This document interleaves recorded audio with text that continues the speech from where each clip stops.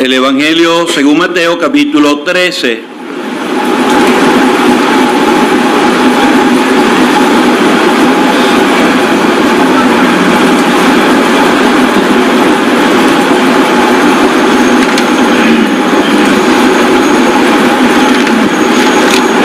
Y el versículo 14.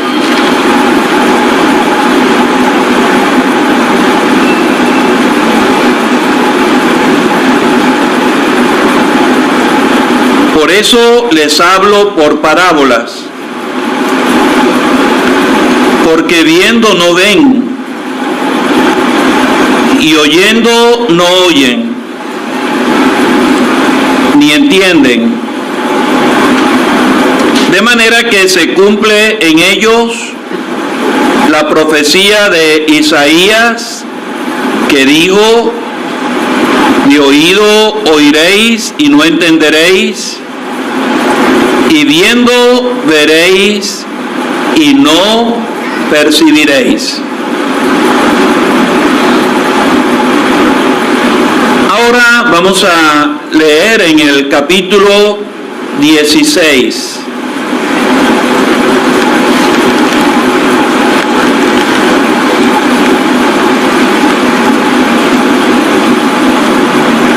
Versículo 13. Viniendo Jesús a la región de Cesarea de Filipo, preguntó a sus discípulos diciendo: ¿quién dicen los hombres que es el Hijo del Hombre? Ellos dijeron: unos Juan el Bautista, otros Elías, y otros Jeremías, o alguno de los profetas. Más adelante vamos a leer capítulo 24.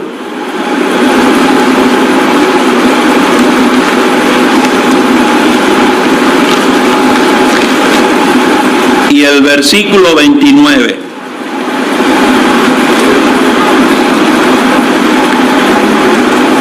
E inmediatamente después de la tribulación de aquellos días,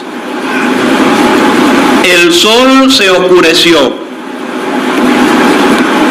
y la luna se oscurecerá, y la luna no dará su resplandor, y las estrellas del cielo o caerán del cielo, y las potencias de los cielos serán conmovidas. Y aquí mismo en el capítulo 24,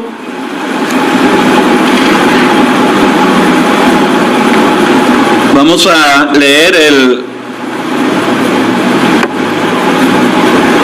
el versículo 15. Por tanto, cuando veáis en el lugar santo la abominación desoladora de que habló el profeta Daniel, el que lee entienda. Entonces los que estén en Judea huyan a los montes. Hasta allí está bien, esperamos que el Señor bendiga su palabra. He leído estas 4 porciones en el Evangelio de Mateo, porque estas 4 porciones están relacionadas con lo que uno conoce acerca de 4 profetas que han sido llamados los profetas mayores: Isaías, Jeremías, Ezequiel y Daniel. No es que son mayores porque en cierta forma eran mejores o más grandes que los otros profetas, que son llamados los profetas menores, 12. Sencillamente son llamados profetas mayores creo yo, por lo largo pues de sus libros, de sus profecías. Cuando uno suma los capítulos de los profetas mayores son 183. Cuando uno suma los capítulos de los profetas menores son 67. Sus profecías fueron más largas, sus libros, más extensos que los demás, pero no es que son más importantes o los otros tienen menos interés, menos importancia. Creo que es por eso. Pero estos 4 profetas tienen lecciones para nosotros. 2 de ellos vivieron antes de la cautividad, Isaías y Jeremías. Y 2 de ellos vivieron en la cautividad, Ezequiel y Daniel. 2 de ellos pertenecían a familias reales. Eran descendientes de la familia real, Isaías y Daniel, el primero y el último. Y 2 de ellos eran sacerdotes, Jeremías y Ezequiel. Estos profetas, por ejemplo, Jeremías, Isaías, esa terminación Ías significa Jehová. Isaías quiere decir Jehová es salvación. Jeremías significa Jehová eleva. En el caso de Ezequiel y Daniel, esa terminación él significa Dios. Ezequiel significa Dios fortalece. Daniel significa Dios es mi juez. Y yo creo que allí hay una lección con nosotros. Jehová se identificaba con su pueblo mientras estaba en la tierra de Canaán. Y todavía el templo estaba levantado. Su nombre, Jehová, está estrechamente relacionado con el pueblo de Israel. Mientras él estaba en la tierra de Canaán, había esperanza y Dios asociaba su nombre con ese pueblo. Por eso, Isaías, Jeremías. Pero una vez que ese pueblo fue llevado en cautividad, en cierta forma, Dios no se identificó con ese pueblo. Dios seguía siendo el pueblo, el Dios de ese pueblo, pero su nombre no lo podía asociar, el nombre de Jehová, con ese pueblo. Ese pueblo estaba en disciplina. Por eso el nombre de Ezequiel y Daniel, profetas que vivieron durante la cautividad. Y llama la atención que el único libro en donde no aparece el nombre de Dios es el libro de Esther, ¿verdad? Y Esther narra la historia, el acontecimiento de algo que le sucedió al pueblo de Israel durante la cautividad. Ahora, Dios no estaba allí, Dios estaba allí. Porque si Dios no hubiera estado allí, ese pueblo hubiera sido exterminado por la estrategia que Acán había ideado. Pero Dios lo preservó. Pero ese pueblo estaba en la disciplina de Dios. No podía asociar su nombre con ese pueblo, el nombre de Jehová.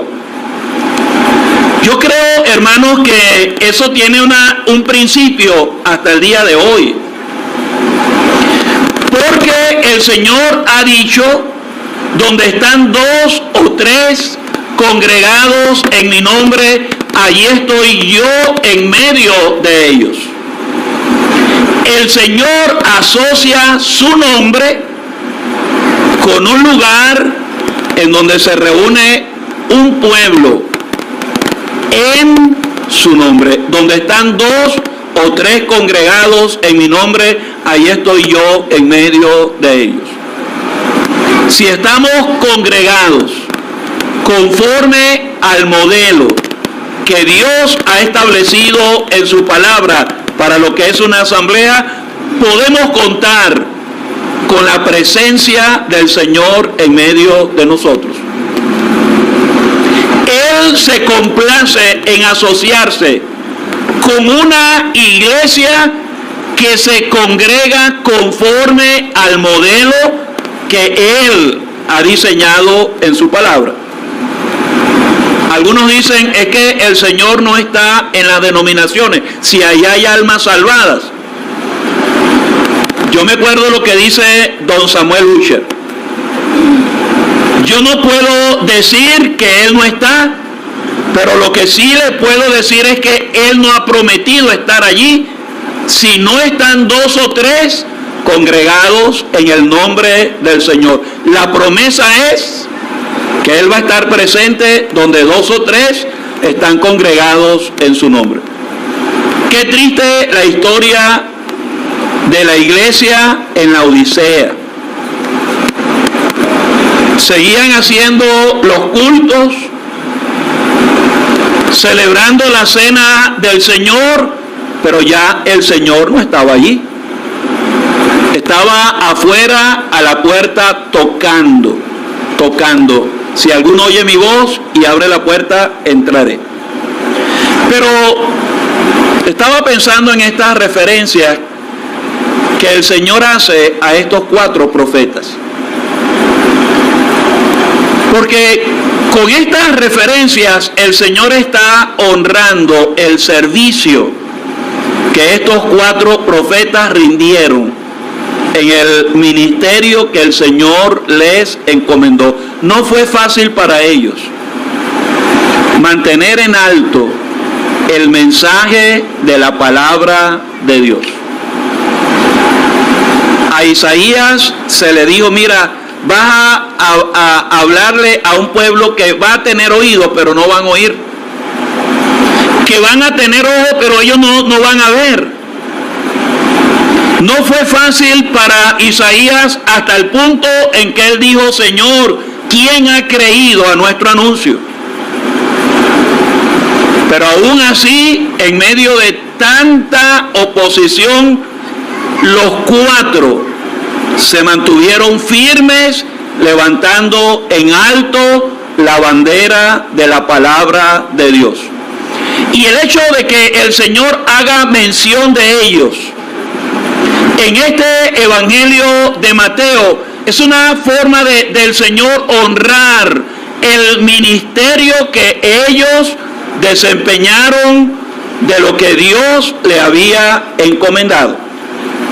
Ahí está el Señor corroborando. Mire, lo que Isaías escribió, eso es verdad. No lo dice aquí en el Evangelio de Mateo, pero creo que es en Lucas, donde el Señor entra en la sinagoga de Nazaret y el libro que se abre para la lectura de ese día era Isaías 66. Y el Señor dice, hoy se ha cumplido esta palabra en medio de vosotros. Qué bueno, hermanos, que al pasar el tiempo, el Señor corrobore, el Señor apruebe el servicio que nosotros estamos desarrollando para Él. El Señor estaba al menos en 5 oportunidades o 6 en el Evangelio de Mateo, aprobando, corroborando, confirmando la veracidad de las palabras de Isaías. Parece que Isaías murió y durante su vida fue muy poco el efecto que él vio de la palabra de Dios en el pueblo de Israel. Pero mire, ha pasado el tiempo y ¿cuántos no han creído en el Señor? Con algún versículo de Isaías. Isaías capítulo 1, venid luego, dice Jehová, y estemos a cuenta. Isaías capítulo 53, todos nosotros nos descarriamos como ovejas, cada cual se apartó por su camino, mas Jehová cargó en él el pecado de todos nosotros. ¿Usted se acuerda de el etíope? Una palabra que perduró en el tiempo. Y creo que es allí mismo en Isaías donde se dice que la palabra de Jehová no va a volver vacía. Aunque en el mismo tiempo de Isaías aparentemente como que no valía la pena, pero sí valió la pena, hermanos. Si él no hubiera cumplido fielmente con lo que el Señor le había encomendado, qué pérdida hubiéramos tenido nosotros los tesoros que hay en este libro de Isaías. En el caso de Jeremías, llama la atención que cuando el Señor pregunta, mire, ¿quién dice la gente que soy yo? Algunos decían, es Juan el Bautista. Otros decían, es Elías. Pero ¿por qué otros decían que era Jeremías? ¿Qué podían ver los judíos para decir, él es Jeremías? ¿Qué podían ver? Yo creo que Jeremías pasó a la historia del pueblo de Israel como un profeta sensible. Es uno de los que menciona la palabra corazón más veces. Y varias veces aparece en el libro llorando, derramando lágrimas por ese pueblo que no quería volver a Dios. Por eso se le llama el profeta llorón. Y yo creo que cuando veían al Señor mostrando tanta simpatía hacia el pecador desvalido en sus pecados, Jeremías, así era Jeremías. Y mire, hermano, una cosa es que a mí me comparen con el Señor y otra cosa es que al Señor lo comparen con uno. Yo creo que fue una honra que el Señor estaba dando al hecho de que había un hombre que lo estaban comparando con él. El carácter de Jeremías tan parecido al carácter del Señor. Qué bueno eso, hermanos, porque no solamente se trata de hablar la palabra, sino de vivir la palabra y mostrar el carácter de Dios en nuestra vida. Eso se logró en la vida de Jeremías. Y para el Señor no fue una deshonra. Para el Señor no fue una ofensa que algunos estuvieran pensando, tú eres Jeremías. Más bien era algo que honraba a Jeremías y el Señor no condenó la opinión que algunos tenían acerca de él. Es Jeremías, un hombre sensible, el carácter, sintiendo por la condición del pueblo. Así fue el Señor, lloró varias veces. Vio a Jerusalén, lloró sobre la ciudad, mirando la inminencia del juicio que venía para destruir a la ciudad. Pero en el caso de Ezequiel, no se menciona a Ezequiel.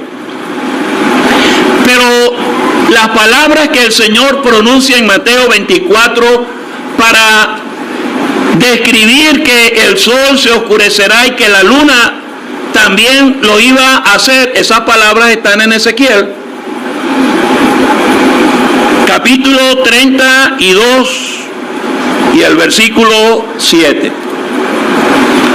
Entonces, de una manera indirecta, el Señor está diciendo, mire, yo voy a enseñar lo mismo que estaba enseñando Ezequiel.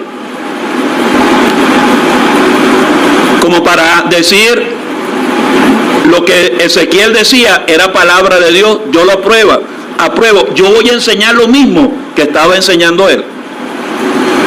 Y uno se pregunta, hermanos, cuando uno habla la palabra de Dios en medio del pueblo de Dios, ¿eso sería lo mismo que el Señor enseñaría? ¿Será posible que al terminar el culto el Señor pudiera decir, eso también lo hubiera dicho yo, aprobando lo que nosotros estamos diciendo? Uno debe pensar en eso. Si lo que estamos hablando está de acuerdo con la palabra de Dios. Eso lo dice el apóstol Pedro. Que lo que nosotros estemos hablando, los oráculos de Dios, sea de acuerdo realmente a lo que Dios ha enseñado en su santa palabra. Pero entonces tenemos el caso de Daniel.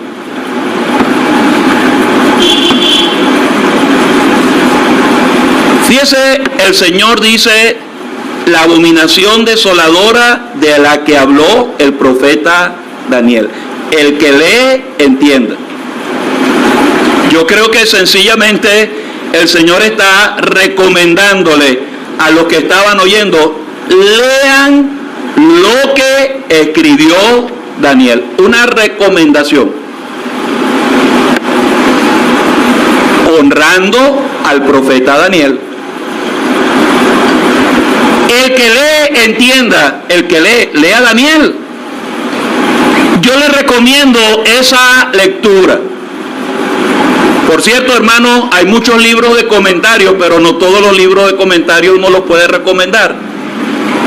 Cuando uno va a comprar un libro, más que lo bonito de la portada, más que el título del libro, uno debe fijarse quién lo escribió y buscar recomendaciones, referencias de ese autor. Aquí está el Señor mencionando a un excelente autor. Lean el profeta Daniel. Y yo creo, hermanos, que gracias al Señor por tantos hermanos que nos han ayudado en nuestra vida como creyentes, sus enseñanzas, qué provecho para nosotros.